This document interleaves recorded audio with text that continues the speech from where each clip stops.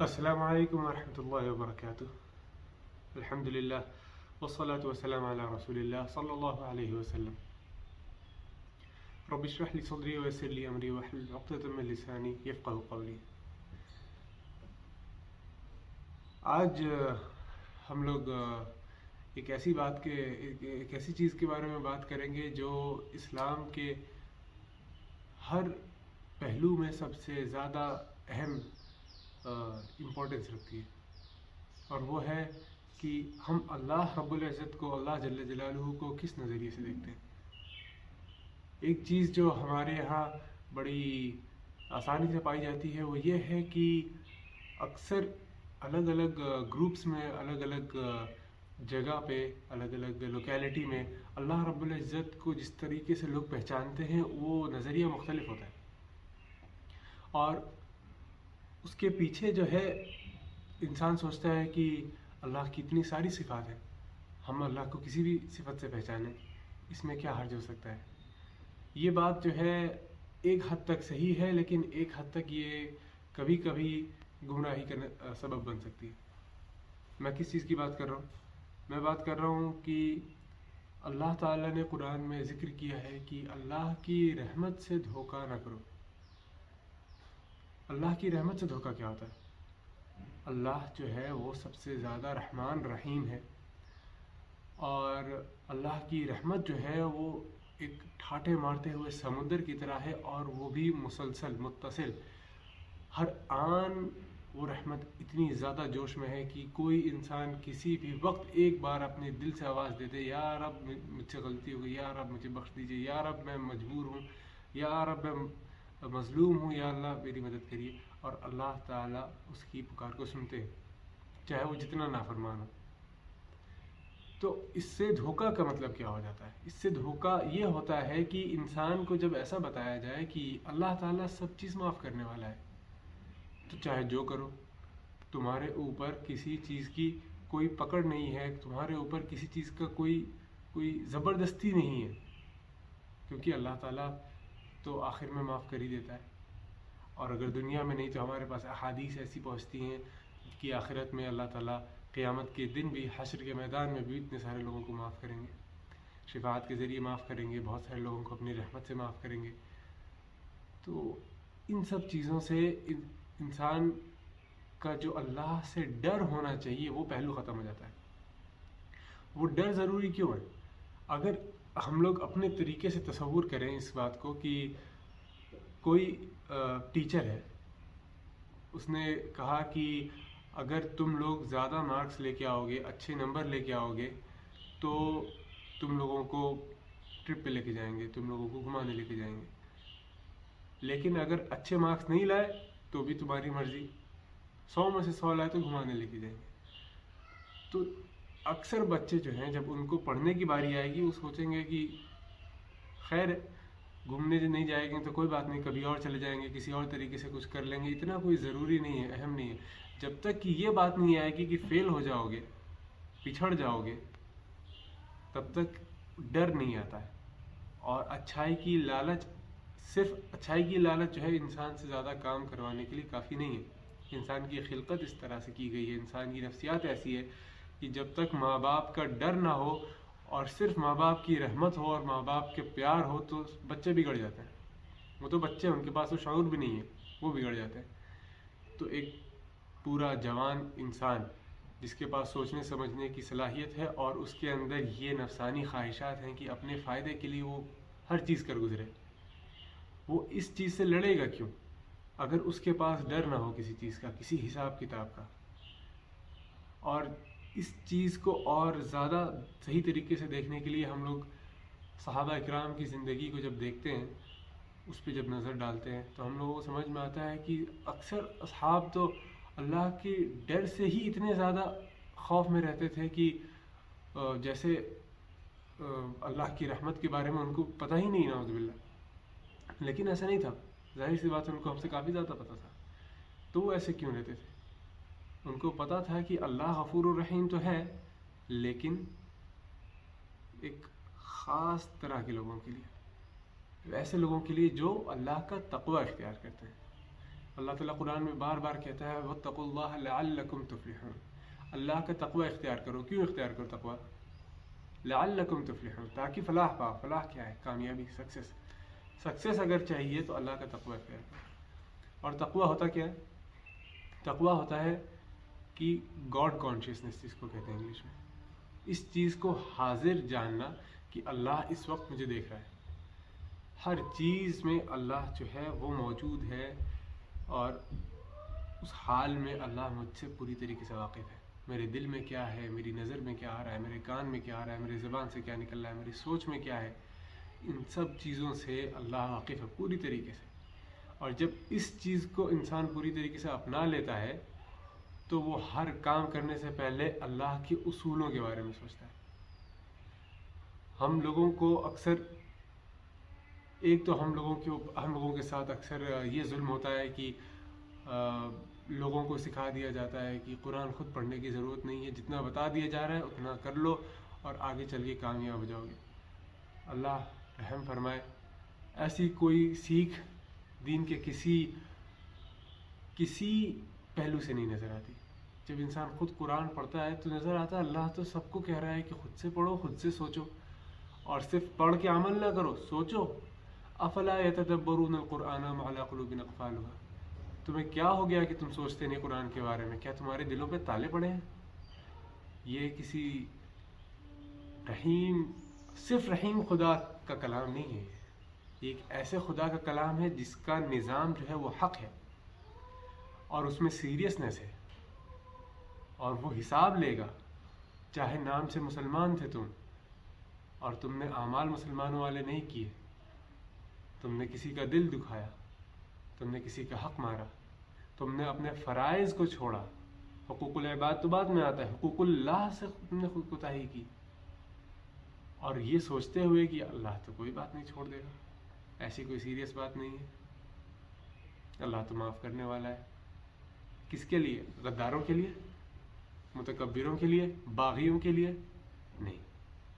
اللہ معاف کرنے والا ہے ان لوگوں کے لیے جن سے غلطی سے گناہ ہو جائے اور پھر وہ اللہ پہ رجوع لائے. یا اللہ میں انسان ہوں، میں کمزور ہوں، میں بھول جاتا ہوں، میں اپنی نفسانی خواہشات سے ہار کر کے کبھی پھسل جاتا ہوں، یا اللہ مجھے معاف کر. یہ رویہ، یہ عاجزی چاہیے اللہ کو. اللہ کو یہ نہیں چاہیے کہ انسان باغی بنا رہے اور یہ سوچتا رہے کہ اللہ معاف کر دے گا تو میں جو چاہو کروں، یا میں تو مسلمان ہوں تو مجھے تو شفاعت ملنی ہے. جس طرح یہودی کہا کرتے تھے نحن ابناء اللہ و احباؤہ، ہم تو اللہ کے چہیتے ہیں اور اللہ کے بیٹوں کی طرح ہیں.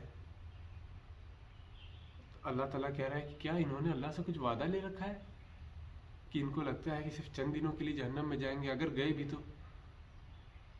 یہ اللہ تعالیٰ نے مثالیں بیان کی ہیں قرآن میں عقل والوں کے لیے.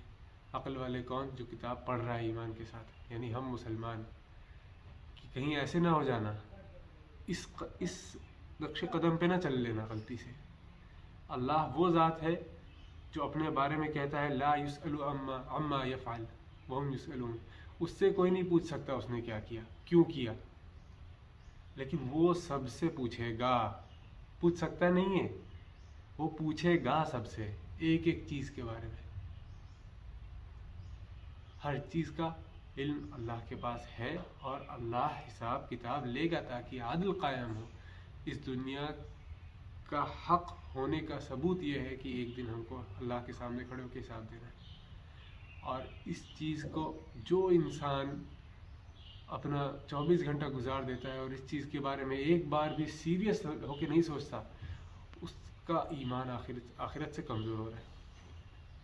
اس دنیا کی سب سے بڑی حقیقت اللہ ہے. اللہ وہ ذات جس نے ہمیں بنایا بنا ہماری مرضی کے اور ہمیں اس کائنات میں ڈال دیا، اور ہم پہ کچھ چیزیں فرض کر دیں اور ہمیں کچھ چیزوں سے بچنے کا حکم دیا. اب انسان جو ہے یہ سوچتا ہے کبھی کبھی کہ اللہ اتنی بڑی ذات ہے، اس کو ہماری نمازوں کی کیا ضرورت، اس کو ہمارے اعمال کی کیا ضرورت، تو معاف کر دے گا، اس کے خزانے میں سے کچھ کم نہیں ہوگا.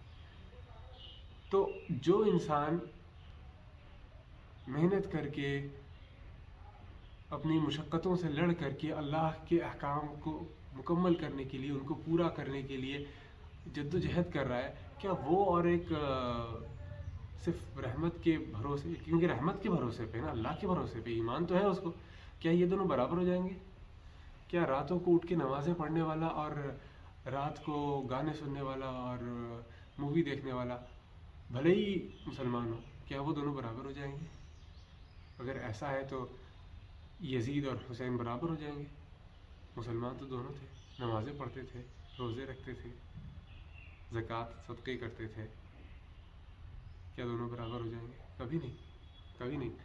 اللہ کی ہر صفات حق ہے، لیکن ہر صفات کامل طور پہ حق ہے، ہر چیز ایک ہی ٹائم پہ حق ہے۔ ایسا نہیں کہ ایک ٹائم پہ ایک چیز حق ہے اور دوسری چیز بند ہے، ایسا نہیں ہے، ہر چیز حق ہے۔ اللہ کے مزاج کو سمجھنا ہے، اور یہ بہت ضروری ہے کہ اس کو سمجھا جائے اس طریقے سے جو طریقہ حق ہے۔ وہ طریقہ کیا ہے؟ وہ طریقہ قرآن کا ہے۔ قرآن کے علاوہ کوئی اور طریقہ نہیں ہے اللہ کو سمجھنے کا، اور اللہ تعالیٰ بھی ان لوگوں کو ہدایت دیتا ہے جن کے بارے میں اللہ تعالیٰ کہہ رہا ہے وَالَّذِينَ جَاهَدُوا فِينَا لَنَهْدِيَنَّهُمْ سُبُلَنَا۔ وہ لوگ جو جہاد کرتے ہیں، جو اسٹرگل کرتے ہیں، فینا ہمارے لیے، لَنَهْدِيَنَّهُمْ سُبُلَنَا ہم ان کو ہدایت دیتے ہیں اپنے راستے میں۔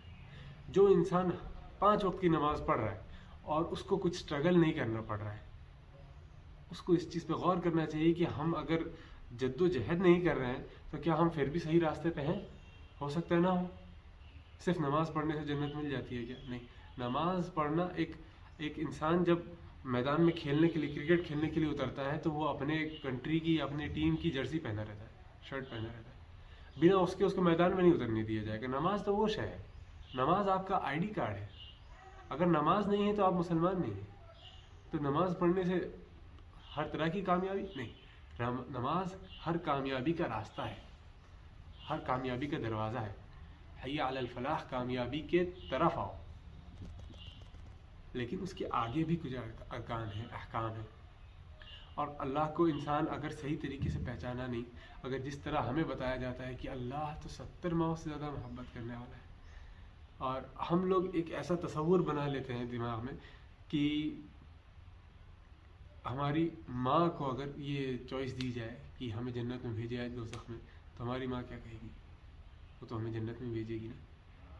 تو یہ سوچنے کی بات نہیں ہے کہ کیا ابو جہل کی ماں کو اگر یہ چوائس دیا جائے کہ وہ اپنے بیٹے کو جہنم میں بھیجے یا جنت میں، تو وہ کہاں بھیجے گی؟ اور فرعون کی ماں کو؟ سوچنے کی بات ہے۔ یہ تعارف کیسے آ رہا ہے قرآن کا؟ ایسا نہیں ہے۔ اللہ کو جو قرآن نے جس طریقے سے بیان کیا ہے وہ یہ ہے کہ جب انسان اللہ کی طرف آتا ہے اور اللہ سے گر گڑاتا ہے اور اس سے اپنی عاجزی قائم کرتا ہے، تب اللہ اس کو معاف کرتا ہے۔ اللہ تعالیٰ کہہ رہا ہے انما التوبۃ علی اللہ للذین یعملون السوء بجہالہ، اللہ کے ذمے ہے ان لوگوں کی توبہ قبول کرنا جن سے جہالت میں، انجانے میں گناہ ہو جائے، اور وہ لوگ ترنت توبہ کریں۔ اور اللہ تعالیٰ سورہ نحل میں کہتا ہے، آیت نمبر 119 میں، ثم ان ربک للذین عملوا السوء بجہالہ ثم تابوا من بعد ذلك واصلحوا ان ربک من بعدها لغفور رحیم۔ وہ لوگ جن سے جہالت میں گناہ ہو جائے اور اس کے بعد وہ توبہ کریں اور اس کے بعد وہ اصلاح کریں، ان ربک من بعدها لغفور رحیم، اس کے بعد اللہ تعالیٰ کو وہ غفور الرحیم پائیں گے، معاف کرنے والا پائیں گے۔ تو اللہ تعالیٰ صرف ایک ایسی ذات نہیں ہے جو جذباتی ہو کر کے لوگوں کو معاف کر دے، نعوذ باللہ۔ ایک ماں کا تو یہ عنصر ہے کہ وہ جذباتی ہو کر کے کچھ بھی کر دے گی اپنے بچے کو دیکھ کر کے۔ اللہ تعالیٰ ایسا نہیں ہے۔ اللہ تعالیٰ حی القیوم ہے، وہ خود میں زندہ ہے۔ حی اور کا مطلب ہوتا ہے وہ کسی چیز کے سہارے زندہ نہیں، جیسے انسان ہوتے ہیں کھانے کے سہارے، آکسیجن کے سہارے، پانی کے سہارے، گریوٹی ہے اور دیگر چیزیں۔ حی کا مطلب ہے خود میں زندہ ہے، سیلف لیونگ۔ قیوم کا مطلب ہے سیلف سسٹیننگ، خود ہی قائم ہے، بنا کسی سپورٹ کے، بنا کسی چیز کے قائم بھی خود ہے، زندہ بھی خود ہے اور قائم بھی خود ہے، الحی القیوم۔ اور اس کا نظام بھی ویسا ہے، مکمل نظام ہے۔ جب انسان قرآن کو پڑھتا ہے، جب ہم نے بھی خود قرآن کو پڑھا تو قرآن میں تو لکھا ہے وَنُقَلِّبُ أَفْئِدَتَهُمْ وَأَبْصَارَهُمْ كَمَا لَمْ يُؤْمِنُوا بِهِ أَوَّلَ مَرَّةٍ وَنَذَرُهُمْ فِي طُغْيَانِهِمْ يَعْمَهُونَ۔ اللہ تعالیٰ تو کہہ رہا ہے کہ ہم خود ان کے دلوں کو پھیر دیتے ہیں، وَنُقَلِّبُ أَفْئِدَتَهُمْ وَأَبْصَارَهُمْ، اور ان کی آنکھوں کو، كَمَا لَمْ يُؤْمِنُوا بِهِ أَوَّلَ مَرَّةٍ، اسی طرح کہ جس طرح انہوں نے پہلی بار ایمان نہیں لایا تھا، جب ان کے پاس، جب کسی کے پاس پہلی بار ہدایت پہنچی اور اس نے انکار کر دیا، اس کے بعد اللہ تعالیٰ کہہ رہے ہیں ہم خود ان کے دل اور ان کی آنکھیں سے پھیر دیتے ہیں۔ اللہ تعالیٰ غیور ہے، اللہ تعالیٰ متکبر ہے، اللہ کمپرومائز نہیں کرتا۔ ان باتوں کو سمجھنے کی ضرورت ہے۔ لیکن جو اللہ کے ولی ہیں، اللہ تعالیٰ کہہ رہا ہے کہ انسان میرا قرب تلاش کرتا ہے، صحیح بخاری کی حدیث نمبر 6502 ہے کہ انسان میرا قرب تلاش کرتا ہے فرائض کے ذریعے سے، پھر نفل عبادات کے ذریعے وہ میرے اور بھی قریب آ جاتا ہے، یہاں تک کہ میں اس کے کان بن جاتا ہوں جس سے وہ سنتا ہے، اس کی آنکھیں بن جاتا ہوں جس سے وہ دیکھتا ہے، اس کے ہاتھ بن جاتا ہوں جس سے وہ پکڑتا ہے، اور اس کے پیر جس سے وہ چلتا ہے۔ بہت سارے ایسے لوگ گزرے ہیں جنہوں نے صوفیزم کے اندر، صوفیاء ایسے گزرے ہیں جنہوں نے اس کو وحدت الوجود کا ایک ذریعہ بنا لیا ہے کہ اللہ اور بندہ سب ایک ہے۔ نعوذ باللہ، ایسا نہیں ہے، آگے بھی حدیث ہے۔ اللہ تعالیٰ کہہ رہے ہیں اس کے بعد جب اللہ تعالیٰ یہ بن جاتا ہے تو اس کے بعد جب وہ اللہ سے کسی چیز کی پناہ طلب کرتا ہے تو اللہ اس کی مدد کرتا ہے۔ ہم لوگوں کو یہ چیزیں سمجھنے کی ضرورت ہے کہ اللہ ان لوگوں سے نرم ہے، اور ساری جنتیں، ساری بشارتیں بہت زیادہ ہیں، صحیح بات ہے، وہ انہی لوگوں کے لیے ہیں جو اللہ کی طرف بڑھیں۔ اور ان کی صفات کیا ہے؟